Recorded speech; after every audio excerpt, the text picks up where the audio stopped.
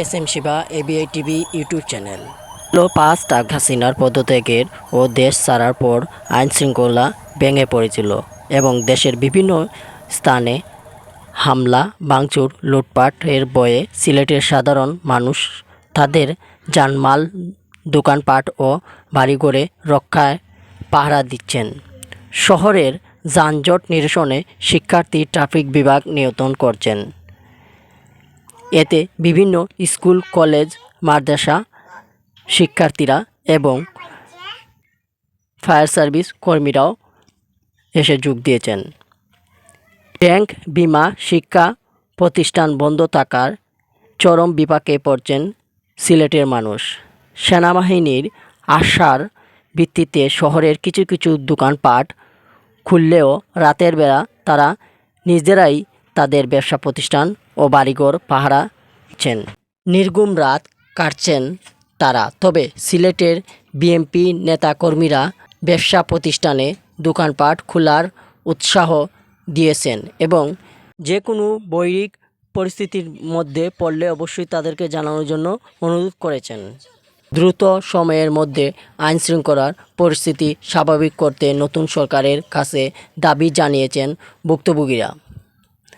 সিলেট নগরীর জুয়েলারি ব্যবসায়ীরা বলেছেন দুপুর 12টা থেকে সন্ধ্যা 5টা পর্যন্ত দোকানপাট খোলা রাখবেন। এদিকে সিলেটের যানজট নিরসনে যোগ দিয়েছেন বিভিন্ন শিক্ষার্থীরা। তাদের সাথে কথা বলবো, জানার চেষ্টা করব তারা কিভাবে ডিউটি করছেন। আপনারা কতদিন পর্যন্ত এই ডিউটি করবেন এবং কিভাবে করবেন? ট্রাফিক পুলিশ যতদিন না আসছে ততদিন আমরা আমাদের কাজ চলবে।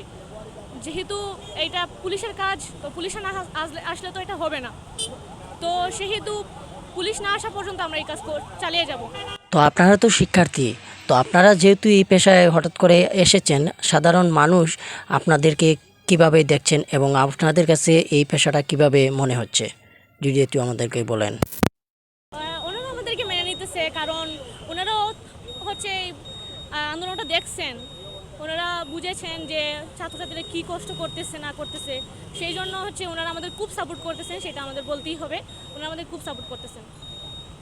দিক থেকে সকাল 8টা থেকে সন্ধ্যা 6টা পর্যন্ত ডিউটি দিয়ে যাচ্ছিলাম, কারণ আমাদের সাথে আর আমাদের বড় ভাইরা সাথ দিয়েছিলেন।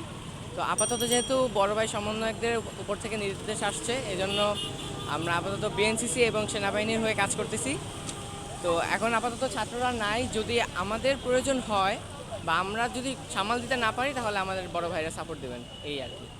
আপনারা এই ডিউটিটা বা এই পেশাটা কেন করছেন? মূল উদ্দেশ্য যে দেশপ্রেম এবং দেশের এই বিরতিকালীন পুলিশদের পাশে এবং জনগণের পাশে ট্রাফিক সিগন্যাল পালন করার জন্য মানুষদের, এবং যে যাদের হেলমেট নেই বা যারা সিট বেল্ট পরে না, সেই ক্ষেত্রে আমরা মাঠে নেমেছি। স্কাউট আমাদের সাথে, স্কাউট এবং বিএনসিসিও আছে।